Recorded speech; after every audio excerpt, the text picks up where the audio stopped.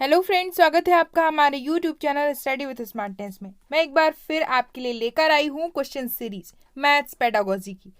आप चैनल को सब्सक्राइब कर लें ताकि वीडियो की नोटिफिकेशन आपको समय समय पर मिलते रहें।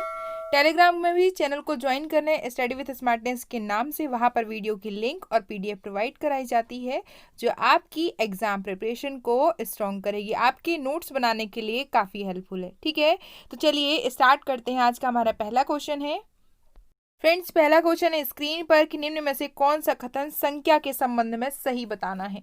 हमारी ऑप्शन से प्रत्येक संख्या का एक घटक होता है, एकमात्र विषम अभाज्य संख्या है, दो सबसे छोटी अभाज्य संख्या है, या एक एक अभाज्य संख्या है। तो आप ऑप्शन देखिए तो यहाँ पर सही मिल रहा है हमें कि दो एक सबसे छोटी अभाज्य संख्या है। ठीक है, आप जानते होंगे मैथ्स में आपने पढ़ा होगा कि सबसे छोटी अभाज्य संख्या कौन सी होती है, दो। अब अभाज्य संख्याएं क्या होती हैं, तो अभाज्य संख्या क्या होती है जिसका स्वयं से विभाजित हो या एक से विभाजित हो। ठीक है, जैसे कि एक, तीन, पाँच, ये ऐसी संख्याएं हैं जो स्वयं से विभाजित होती हैं और संख्या एक से विभाजित होती है। ठीक है, नेक्स्ट क्वेश्चन है फ्रेंड्स कि एक बच्चे का सर्वांगीण विकास के माध्यम से परिलक्षित है। तो कौन सा ऑप्शन बताना है जो बच्चे के सर्वांगीण विकास के लिए?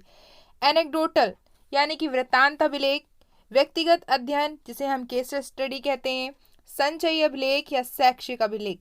तो फ्रेंड्स, जानते हैं हम कि बच्चे के सर्वांगीण विकास के लिए संचयी अभिलेख बहुत ज़्यादा है। अब हम समझते हैं संचयी अभिलेख क्या होता है। तो संचयी अभिलेख जिसे डाटा एकत्र करने के लिए यूज़ किया जाता है स्कूलों में शिक्षकों द्वारा बच्चों के लिए। ठीक है, ये सबसे मूल्यवान तकनीक है और ये समय समय पर इसमें क्या होता है, इसका आयोजन किया जाता है, विभिन्न मूल्यांकन इसमें होते हैं। ठीक है, उसमें बच्चे की शारीरिक, मानसिक, सामाजिक, नैतिक, मनोवैज्ञानिक जानकारी शामिल रखते हैं। ठीक है, तो ये संचयी अभिलेख होता है एक प्रकार का डाटा एकत्र करने के लिए बच्चे के लिए। ठीक है, बच्चे के सर्वांगीण विकास इसके माध्यम से देखा जाता है कि बच्चा कितना डेवलप्ड है, कहाँ जरूरत है और कहाँ उसको कठिनाइयां हैं। तो ऑप्शन नंबर सी हमारा सही आंसर होगा।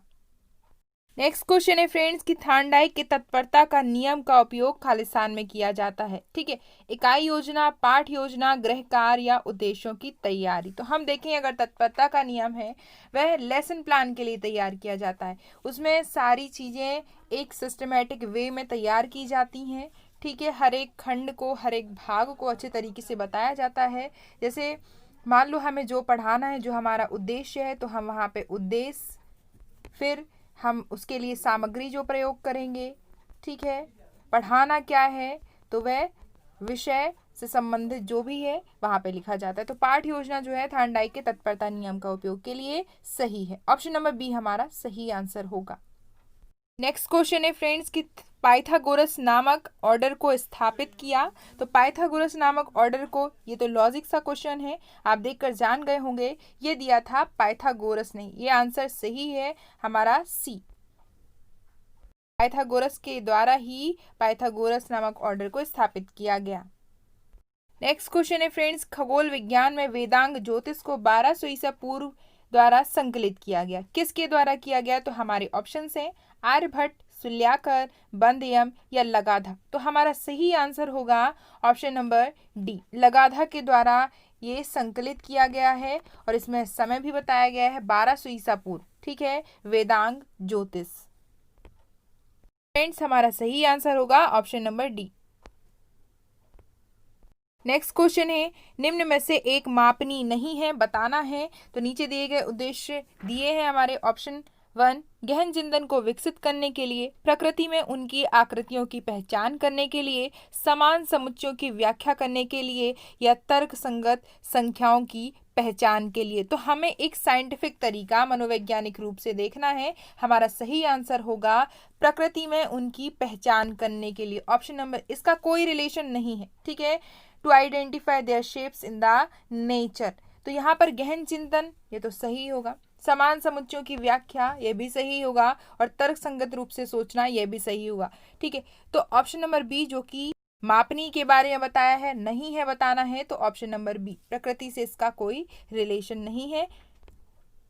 नेक्स्ट क्वेश्चन है फ्रेंड्स, गणित सभ्यता का दर्पण है, ये किसके द्वारा कहा गया? तो गणित सभ्यता और संस्कृति का दर्पण है। हमने पिछले लेक्चर में ये वाली डेफिनेशन पढ़ी थी और एक डेफिनेशन का वीडियो भी आप प्लेलिस्ट में जाके विजिट कर सकते हैं, वहाँ पे भी पढ़ा हुआ है। तो यहाँ पे सभ्यता संस्कृति का दर्पण बताना है, ये कहा था हॉगबीन ने। अब इसे हम कैसे रिलेट कर सकते हैं? तो सभ्यता और संस्कृति, गुजरात में आपने देखा होगा कि महिलाओं को वहाँ पे आपस में सम्मान से बुलाने के लिए बेन कहा जाता है, जो हमारी संस्कृति को बताती हैं। तो हॉग बेन, आप पीछे वाले शब्द से इसको रिलेट कर सकते हैं। ऑप्शन नंबर सी हमारा सही आंसर होगा। नेक्स्ट क्वेश्चन है और बहुत इंपॉर्टेंट क्वेश्चन है, निम्न में से कौन स्मरणीय विषय के अंतर्गत नहीं आता है? तो हम देखेंगे स्मरणीय विषय यानी कि चीजों को क्या करना, याद करना। पुनर्स्मरण, ये तो सही है। सूत्र पहचानना, जैसे हमने पहले पढ़ा होगा, ये भी सही है। यहाँ पर है हमारा सही आंसर ऑप्शन नंबर ए। यथार्थ मापन इसमें नहीं आता है। यथार्थ मीन्स हम चीजों को वास्तविक जगत से रिलेट करते हैं, यानी प्रेजेंट में जो हो रहा है, और यहाँ पे स्मरण की बात कर रहा है। तो हमारे दोनों ऑप्शन सही होंगे, यानी ऑप्शन नंबर ए हमारा सही आंसर होगा कि यह स्मरणीय विषय के अंतर्गत नहीं आता है।